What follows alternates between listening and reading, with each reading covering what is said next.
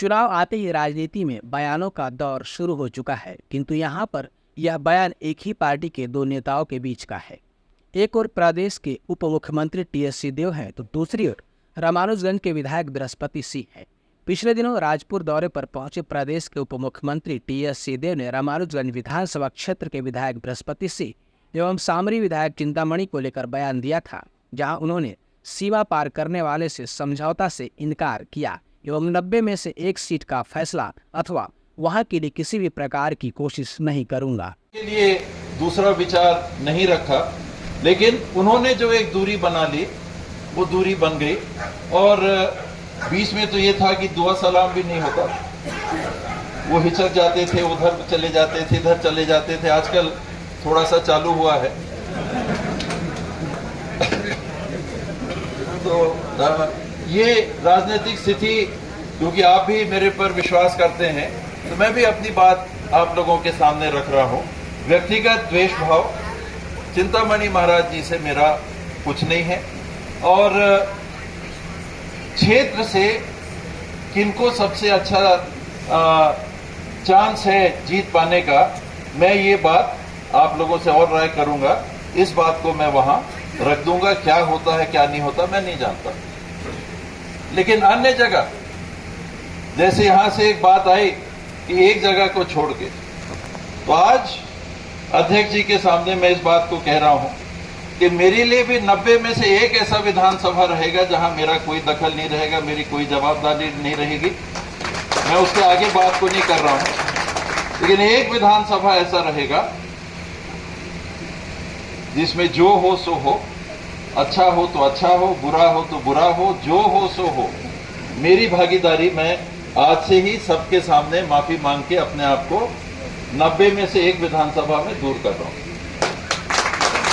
तो ये मेरे को लिख के देने की जरूरत शायद ना पड़े, मैंने सबके सामने सबकी गवाही में इस बात को रख दिया। बाकी फिर पार्टी हाईकमांड जानेगा और फिर बाद में मतदाता जानेंगे।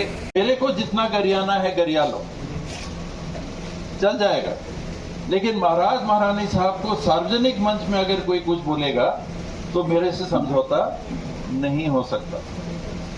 मैं समझौता नहीं, घर में आपको कुछ भी उनके लिए भला बुरा बोलना है, आप स्वतंत्र हैं, लेकिन मंच में बैठ के अगर ये दो लोगों के लिए आप कुछ बोलोगे तो मेरे तरफ से समझौता नहीं हो सकता। आज तक व्यक्तिगत मेरे खिलाफ कई लोगों ने बहुत कुछ किया, मैंने कभी उसको राजनीति के क्षेत्र में बीच में आने नहीं दिया।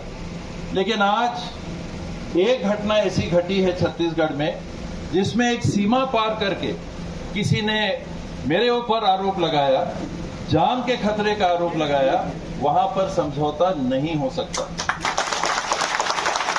आगे क्या होगा ये पब्लिक जाने, आगे क्या होगा ये पार्टी जाने, लेकिन मेरे तरफ से वहां समझौता नहीं हो सकता।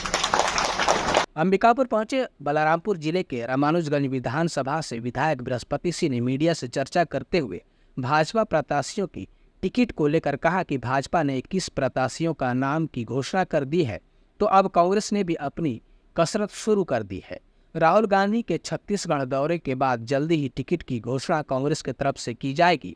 वहीं भाजपा प्रत्याशी व पूर्व राज्यसभा सांसद रामविचार नेताम पर आरोप लगाते हुए कहा कि जब वे मंत्री थे तो नक्सलियों को बंदूक खरीदने के लिए पैसे भी दिया करते थे, तो वहीं नक्सलियों को छुड़वाने का काम भी गृह मंत्री के रहते हुए उन्होंने किया है।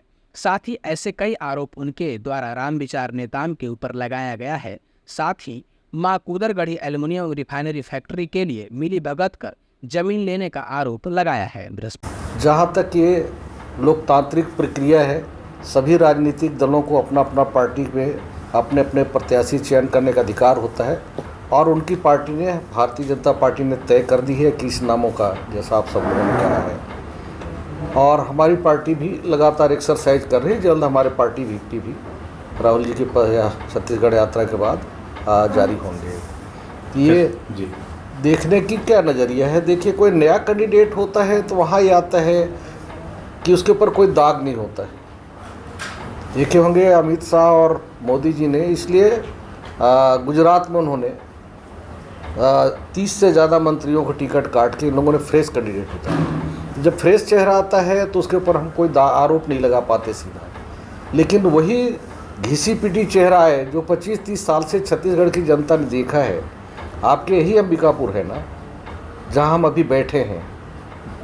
माननीय नेताम जी जब गृह मंत्री थे तो दो मामी और भाची 2 महिलाओं की दोहरी हत्याकांड हुई थी, उनके साथ दुर्व्यवहार हुआ था, और उसके एवज में यही मंत्री जी जांच अधिकारियों को बदल के फर्जीवादी लोगों को अदालत में पेश कराया था, जिसको जिला एवं सत्र न्यायालय ने आदेश किया कि वो असली मुजरिमों को हाजिर किया जाए। इससे बड़ा दुर्भाग्य क्या हो सकता है।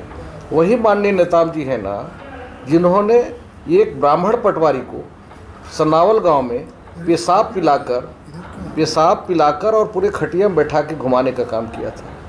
वही माननीय रामविचार नेताम जी हैं जो विधायक थे, तो एक बीएन सिंह ठाकुर साहब पटवारी थे रामचंद्रपुर में, जिसको जूता का हार पहना के पूरे शहर में घुमाया था। वही रामविचार नेताम है ना, जो बतौली में 1100 एकड़ ज़मीन माँ कुदरबढ़ी एल्युमिनियम प्लांट के नाम पे मांगा है और सरकार से 300 एकड़ ज़मीन लिया, जो दुर्ग में जाके भूपेश बघेल जिंदाबाद की नारा लगा रहा था जब ज़मीन इसको ले। वही रामविचार नेताम है जो नक्सलियों को चंदा दिया था मंत्री रहते हथियार खरीदने के लिए। बसंतपुर थाने के पुलिस ने पकड़ी थी इन्हीं की सरकार में, जो मामला अदालत में भी चली। वही रामविचार नेताम है जो नामी गिरामी नक्सलियों को कोरबा और दंतेवाड़ा जेल से ब्रेक करके भगाने का काम किया था। इधर प्रदेश के उप मुख्यमंत्री द्वारा राजपुर में कांग्रेस पदाधिकारी व कार्यकर्ताओं की सभा के दौरान मंच से इशारों में कहा था कि छत्तीसगढ़ की 90 विधानसभा सीट में से 1 विधानसभा सीट की जवाबदारी मेरी नहीं होगी। इसको लेकर विधायक बृहस्पति सिंह ने कहा कि उप मुख्यमंत्री टी.एस. सिंहदेव बहुत विद्वान हैं, हमारे राजा पीढ़ी दर पीढ़ी रहे, हम उनके प्रजा हैं, जो बोला होगा वह सोच समझ कर कहे होंगे। साथ ही कहा कि उनके ऊपर छत्तीसगढ़ की जवाबदारी है, जो भी बोले होंगे सोच समझ कर बोले होंगे और ऊपर हाईकमान को तय करना है। इसमें बाबा साहब अकेले नहीं हैं और लोग भी हैं जो निर्णय लेंगे।